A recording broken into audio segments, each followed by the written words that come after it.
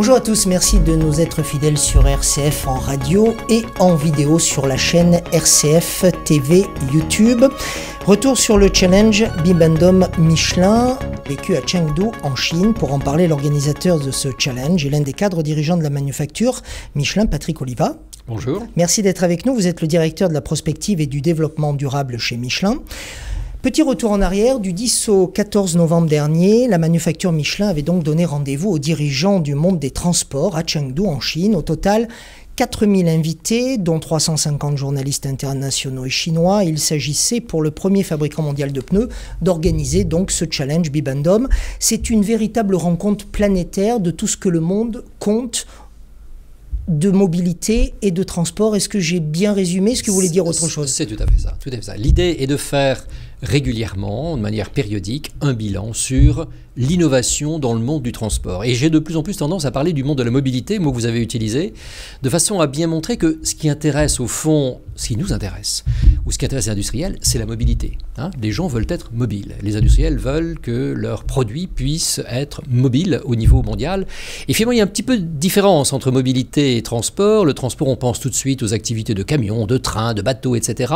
La mobilité est davantage sur les personnes et comment utilisent-elles les moyens de transport, à leur fin personnelle ou au contraire pour le fret. Alors on va revenir sur la mobilité, sur tout ce qui s'est dit ou en partie à Chengdu, mais je voudrais qu'on comprenne bien le sens de ce challenge, parce que ceux qui ne connaissent pas le challenge ou qui le connaissent de l'extérieur ont le sentiment que cela pourrait ressembler à ces cathédrales de pneumatiques, pour Michelin en tout cas, comme les paddocks des courses automobiles. Pas du tout. On voit des pneus mais on n'en voit pas beaucoup. On en voit quelques-uns, mais il n'y a pas que ça. C'est une idée qui remonte déjà à 12 ans, 14 ans 98. Nous avons lancé ça au moment du centenaire de Bibendum, et c'est pour ça que nous avons intitulé cet événement le challenge Bibendum. Donc c'était en 98. Vous êtes allé en Chine déjà, mais oui, aux États-Unis, au Japon, au Brésil, en Allemagne. Comment choisissez-vous? En France aussi. En France, comment choisissez-vous les lieux où vont avoir lieu justement le challenge? Ce que nous avons toujours cherché, c'est à établir une rotation entre les différents continents.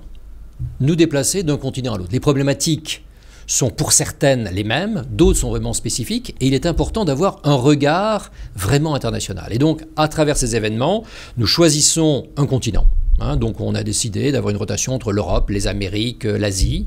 Et dans ce pays-là, dans ce continent, finalement, nous avons forcément une prééminence des acteurs locaux ou semi-locaux.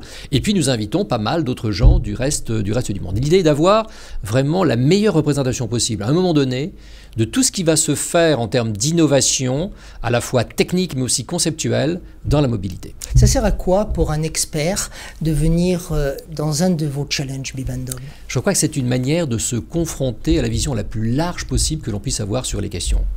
Qui que l'on soit, dans quelque domaine que l'on soit, on est forcément amené à avoir un certain tropisme, une certaine vision sur les choses. Et le transport est en pleine évolution, la mobilité des personnes et des biens est en train de se transformer, et finalement des outils nouveaux, des manières de faire nouvelles sont là. Et quand on fait comme à Chengdu, pour Michelin, une expérience dans cette Chine de l'Ouest, la Chine nouvelle, on est aussi en train de confronter toutes ces innovations de la mobilité à des territoires qui sont en pleine émergence. La Chine de l'Ouest, c'est un fabuleux marché pour tout le monde.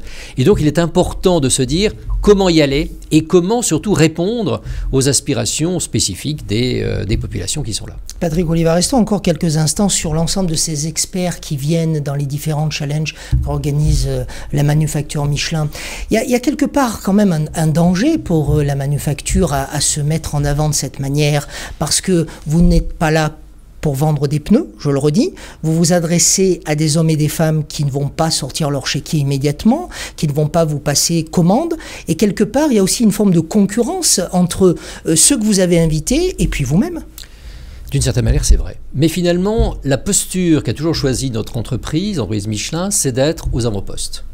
On ne peut pas prétendre être un leader mondial si on n'innove pas. Même dans le danger. Et même dans le danger, c'est ce que nous faisons, je veux dire, tous les week-ends, dans les compétitions, etc., dans la course. Je crois que cet esprit-là, cet esprit de concurrence, il est inné, il est chez nous, et à nous de relever les défis. Or, ces défis sont nombreux et il ne faut surtout pas s'endormir. Il y a partout dans le monde des tas de choses intelligentes qui se font et il faut les connaître et il faut essayer d'en tirer le meilleur. Moi-même, je suis responsable de la prospective et mon but, c'est d'essayer de savoir ce qui va se passer après, alors c'est difficile, je n'ai pas de boule de cristal, mais il y a quand même beaucoup d'indications et surtout voir ce qui se passe à gauche et à droite est extrêmement important.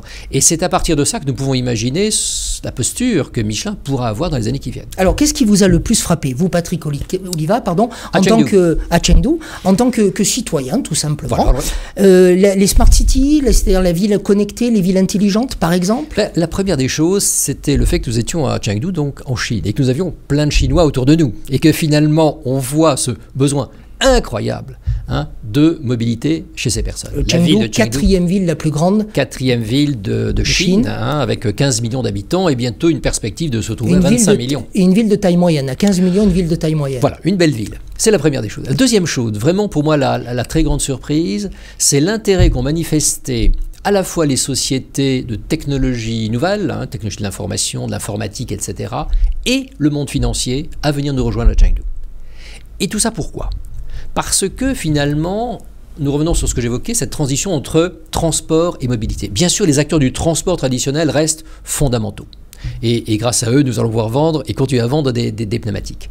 Mais ce qui est important, c'est de voir à quel point le smartphone est devenu un instrument majeur de mobilité. On cherche notre téléphone, notre smartphone pour avoir les horaires. C'est ce que j'allais faire, mais je l'ai enlevé. Absolument. Et on sent bien que les outils sont là. La gestion de la mobilité dans les grandes villes est aujourd'hui prise par des grandes sociétés comme IBM, comme SAP, etc. Et nous avons donc les uns et les autres de plus en plus recours à ces technologies-là et la mobilité devient de plus en plus une affaire connectée. Mais où est le lien avec une entreprise qui vend des pneus ? Eh bien, le lien est tout simple. Nous avons toujours dit chez Michelin que nous vendions des pneus, mais que nous vendions aussi du service et que nous voulions être un acteur de la mobilité. Et ce domaine de la mobilité, certaines de ses composantes sont aujourd'hui occupées, d'autres ne le sont pas. Et donc, dans les perspectives qui s'offrent à Michelin, il peut y avoir des domaines où, effectivement, nous pourrions être présents. Il y a des exemples assez extraordinaires d'évolution. Je prendrai Xerox, par exemple, cette société, que vous connaissez bien dans les photocopieurs, qui est devenu le numéro 1 mondial de la gestion des parkings, a préempté un secteur de la mobilité qui n'était pas pris. Voilà des exemples extrêmement intéressants. On a vu aussi des choses à Chengdu liées au monde du handicap. Bien sûr. On est loin, a priori, là encore, je me répète, des préoccupations initiales de Michelin. Et pour autant, on a assisté à une conférence très émouvante, très poignante, d'une femme devant à peu près, il y avait, je sais pas, 500-600 personnes. Oh, il y avait 1000 personnes. 1000 personnes. C'est vrai qu'en Chine, tout est démesuré, même Absolument. Le nombre de spectateurs, qui tout simplement s'est mise à marcher grâce à des prothèses alors qu'elle est arrivée en fauteuil roulant. Tout à fait, tout à fait. Je crois que la mobilité, ce besoin de mobilité est une donnée fondamentale. Et ça fait partie des grands défis que nous avons les uns et les autres dans les années qui viennent. On va dire que sur les quelques 7 milliards que compte gérer notre planète, 7 milliards d'habitants, il y a peut-être 1,5 milliard, 2 milliards de gens qui ont vraiment accès à la mobilité aujourd'hui. Et quand on pense aux milliards supplémentaires qui vont arriver en 2050, c'est un vrai défi. Et ce défi qu'on appelle le défi de l'inclusivité, c'est-à-dire être sûr que demain les moyens de transport, la mobilité vont toucher toutes ces personnes, c'est un défi fabuleux. C'est aussi pour cela que les entreprises justement de nouvelles technologies, que les financiers aussi, voient des potentialités énormes de développement. Mais comment faire en sorte, ou comment Michelin peut faire en sorte avec d'autres, qu'il n'y ait pas une fracture trop importante entre ces deux populations, celle qui a accès à ces mobilités par la connectique, par le monde connecté, et puis celle qui n'aura pas accès, pas que pour un problème d'argent d'ailleurs, mais parce que c'est pas culturel, ou le pays par géographie, ou pour des problèmes géographiques. Bien sûr, mais l'idée est de pouvoir faire en sorte que l'intermodalité, c'est-à-dire la mise en connexion, et ça l'informatique nous permet de le faire aujourd'hui, la mise en connexion des différents moyens de transport, que ce soit sur la route, que ce soit le train, que ce soit l'avion, etc., doit nous permettre de faciliter les choses. Le partage d'un certain nombre de ces moyens de transport ou de mobilité est également une autre voie. Et il faut que, troisième dimension, si nous voulons que l'ensemble des populations ait accès à cette mobilité, nous arrivions à faire en sorte que le transport devienne peu cher. C'est faisable, à la condition d'avoir une rotation très très importante de nos actifs. Je prendrai l'exemple du président Lula, quand nous avions fait le Chang'e au Brésil, en 2010. À l'époque, la population du Brésil comptait 180 millions d'habitants. Et il nous avait dit, le premier défi de mon pays, c'est que sur les 80 millions de mes concitoyens n'ont pas accès à un moyen de transport autre que leurs jambes. Un vrai défi. Voilà. Et pourtant, le Brésil est loin d'être le pays le moins développé du monde. Donc le défi est là. Et nous, Michelin, nous sommes présents dans cette problématique. Nous sommes là avec des solutions que nous connaissons, nos pneumatiques, que nous mettons sur les différents moyens de transport, qu'ils soient publics ou privés d'ailleurs. Et puis demain, nous pouvons l'être de plus en plus par le domaine des services. Et ça, c'est un enjeu formidable pour nous. Je voudrais qu'on revienne un petit peu à l'organisation en tant que telle, au challenge Bibendum Michelin à Chengdu. C'est une organisation titanesque, deux chiffres, 4000 invités, 350 journalistes. Alors c'est vrai que quand les journalistes sont là, avec une échelle aussi importante, ça vous fait un beaucoup de pub que vous ne pourriez peut-être pas vous offrir si vous achetiez concrètement autant de campagnes de communication. C'est une autre approche. C'est une autre approche. Voilà. Bon. Typiquement corporate, puisqu'on est en train de discuter avec le monde des décideurs. Et c'est avec cette conviction-là, si vous voulez. Une campagne de publicité, une campagne ou autre, s'adresse globalement à une population très large. Or, ce que nous vivons de manière très très intime et très profonde chez nous, c'est cette conviction que la mobilité est en train d'évoluer et qu'il faut qu'elle évolue. Elle peut évoluer, elle peut devenir beaucoup plus propre, beaucoup moins chère, beaucoup plus accessible. Et que finalement, ce que nous devons faire, c'est à faciliter cela. Et ça ne pourra arriver que si le monde des décideurs, aussi bien dans l'univers privé que dans l'univers public, ce monde des décideurs décide d'y aller. Et pour cela, il faut qu'ils soient d'abord convaincus qu'il y a des voies nouvelles pour y aller. Vous invitez ces gens-là, vous invitez les décideurs, vous invitez des ministres, vous invitez des chefs d'État, des grands patrons d'entreprise, vous faites du lobbying en fait. Est-ce qu'il n'y a pas une forme d'ingérence de votre part dans les affaires des États? Pas du tout, parce que finalement, nous ne sommes pas en train de faire du lobbying en disant, attendez, il faudrait passer telle loi parce que ce serait bon pour nos pratiques. Nous sommes tout à fait, je dirais, au-delà des objectifs ou des impératifs directs de notre business. Nous sommes là en train de dire, et nous sommes dans la raison d'être de l'entreprise, la mobilité, c'est un bien public dont la majorité doit pouvoir profiter. C'est un bien dont nous pouvons éliminer progressivement les côtés négatifs, que ce soit les émissions polluantes, que ce soit le CO2, etc. Il faut le faire. Il faut le faire pourquoi? Parce que c'est bon pour la société au sens large. Et dans la mesure où c'est bon pour la société au sens large, c'est aussi très bon pour les entreprises innovantes, dont nous sommes. Et je crois qu'effectivement, cette démarche pour aller vers quelque chose de mieux, c'est quelque chose qui est fondamentalement dans nos tripes. Alors je vais vous poser la question autrement, Patrick Oliva. Comment expliquez-vous qu'autant de décideurs répondent à votre invitation? Parce que je crois que ça répond à une véritable conviction. Personne, et vous l'avez vu en Chine vous-même, personne ne peut contester le fait que la pollution urbaine est devenue en Chine le problème numéro 1. Que demandent les Chinois quand on les interroge? En première priorité, de l'air plus propre, respirer. Voilà.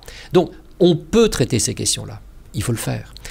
Il est évident que la problématique des émissions de CO2 est une problématique aujourd'hui évidente. Plus personne ne conteste le fait que certaines activités humaines accentuent le problème des émissions de CO2. Nous pouvons là encore passer à des niveaux de consommation énergétique et donc à des émissions de CO2 beaucoup plus faibles. Il faut le faire. C'est la voie de l'innovation et qui rejoint celle du bien-être. Ce qui est assez formidable là-dedans, c'est que à la fois les perspectives de business et les perspectives de mieux-être de la société vont de pair. Et donc notre conviction, c'est de dire, on y va, on accélère. Elles sont là les retombées pour un groupe comme le vôtre au terme d'un challenge, d'une grosse opération de ce type? Je crois indéniablement au niveau de la crédibilité des messages que nous passons et de l'image de leadership que nous prenons. Parce qu'au fond, vous le disiez très justement, beaucoup de décideurs viennent. Ils sont heureux de venir parce que nous leur offrons cette possibilité, que nous n'en faisons pas du tout une occasion de nous mettre seuls en avant.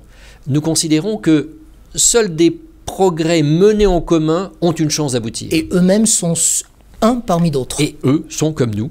Voilà. Parmi cet écosystème, comme on dit aujourd'hui, de sociétés ou de pouvoirs publics qui sont susceptibles de faire évoluer les choses. On va prendre quelques minutes, Patrick Oliva, pour parler de votre choix sur la Chine. Vous y avez un petit peu fait allusion tout à l'heure en ouverture d'émission. Donc il y a l'aspect des continents, mais il y a peut-être aussi le lieu même de Chengdu, 4e ville la plus importante de Chine, un développement économique de l'ordre de 7 à 10% chaque année. Il y a en Chine, bien sûr, plusieurs milliards de personnes. Il y a aussi la volonté d'avoir un rapport culturel à la voiture. Jean-Dominique Sénard, le président de votre groupe, nous le rappelait lors de la conférence de presse et lors d'un entretien exclusif, vous le savez, qu'il a accordé à RCF directement à Chengdu.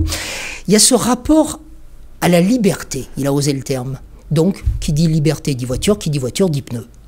Absolument. Il y a là effectivement donc, il y a un véritable implication marché, très, très directe. Le marché est évidemment colossal. N'oublions pas que la Chine, c'est le premier marché mondial de tout ce qui est bus et camions. Déjà, ça l'était. Premier marché mondial. Premier marché mondial. La Chine est devenu le pays où il se fabrique le plus de voitures au monde. Ce n'est pas encore le premier marché mondial, puisque c'est toujours les États-Unis qui sont en tête.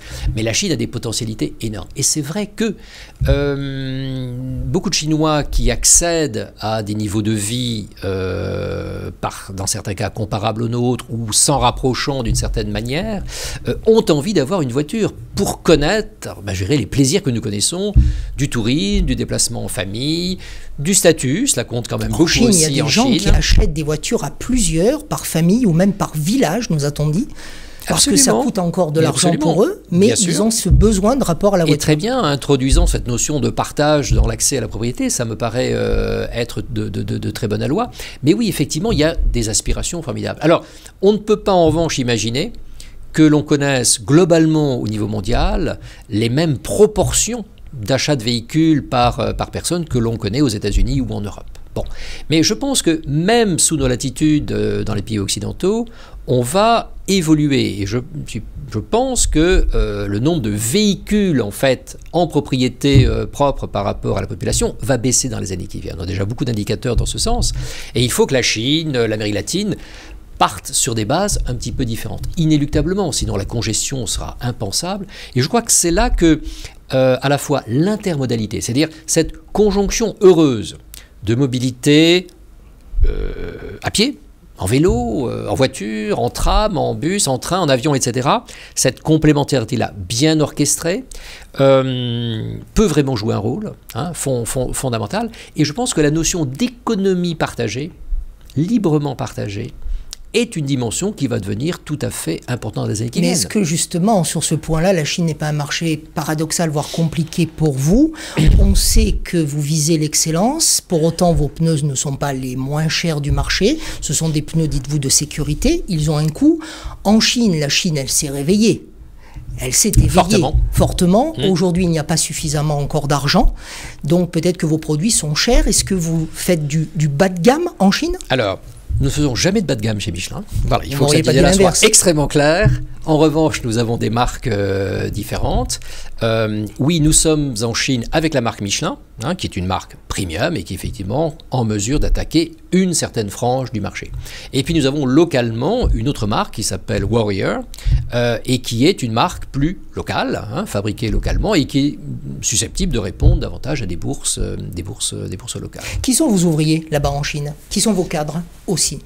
Eh bien, écoutez, les ouvriers sont essentiellement du personnel local. Nous avons deux très très grands ensembles industriels, l'un à Shanghai et l'autre à Shenyang. Vous avez 7000 personnes, je crois, qui travaillent pour vous? Oui, tout à fait. On a effectivement des partenariats qui ont été menés et donc la structure est essentiellement chinoise. Lorsqu'on parle d'une implantation, il ne faut jamais oublier non plus que il s'agit de produire, puis après il s'agit de vendre. Et là encore, on a développé en Chine tout un réseau intéressant de franchises qui fonctionne très bien. Et là encore, avec des locaux. Et finalement, la population l'encadrement, je dirais, non chinois est devenue très faible. Et vous avez j'ose le terme, des Français, des Auvergnats made in Michelin qui vont travailler là-bas? Absolument, absolument. Il en faut et c'est important. Il faut qu'il y ait cette communion, je dirais, à la fois d'expertise et puis cette communion culturelle, indispensable. Il n'est pas question de transposer directement nos méthodes auvergnates à la Chine, mais en revanche, il y a beaucoup de choses, effectivement, dont nous devons réciproquement nous inspirer. Patrick Oliva, comment le challenge va-t-il évoluer? Et puis, allez, j'ose la question, je verrai si j'ai une réponse. Vers quel pays, vers quel continent pour sa prochaine édition? Alors, nous sommes en pleine réflexion pour faire évoluer le format. Le format. Voilà 12 éditions donc, que nous avons faites. La dernière étant Chengdu, l'avant-dernière Berlin. Et finalement, vous avez évoqué le mot de titanesque en disant ce sont de très grands événements. Oui, donc c'est lourd à organiser. Et ça demande pas mal de temps. On a quand même le sentiment de l'extérieur d'être là-bas comme dans un sommet international. Ah ben oui, puis ça a vraiment la volonté d'être un sommet international. Alors ce que nous cherchons à faire, c'est obtenir sensiblement les mêmes résultats, c'est-à-dire cette même approche vers les décideurs pour les convaincre qu'il y a des voies pour avancer, que ces voies ne sont pas uniques, et ça c'est un élément très fort, il y a plusieurs voies dans lesquelles il nous faut avancer simultanément, mais ils ont essayé de le faire certainement avec une approche plus continentale, c'est-à-dire que au lieu de se baser sur un événement international localisé quelque part, forcément, on va peut-être essayer d'attaquer plus simplement. Ça demandera moins de temps aux personnes, mais peut-être une problématique nord-américaine, une problématique européenne, etc., problématique africaine, permettra de multiplier les opportunités sans avoir ce côté titanesque que vous évoquiez, mais en poursuivant les mêmes objectifs et certainement en allant plus vite. Et je pense que c'est un des objectifs que nous avons aujourd'hui. Donc des challenges plus fréquents. Voilà, davantage au fil de l'eau, on va dire.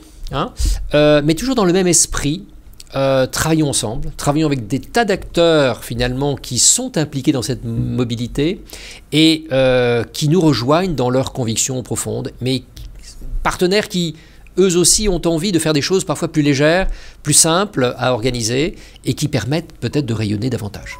Patrick Oliva, merci. Patrick Oliva, directeur prospective et développement durable chez Michelin, était notre invité aujourd'hui dans le grand entretien sur RCF Radio, fréquence habituelle, et sur la chaîne YouTube RCF 63 TV. Merci.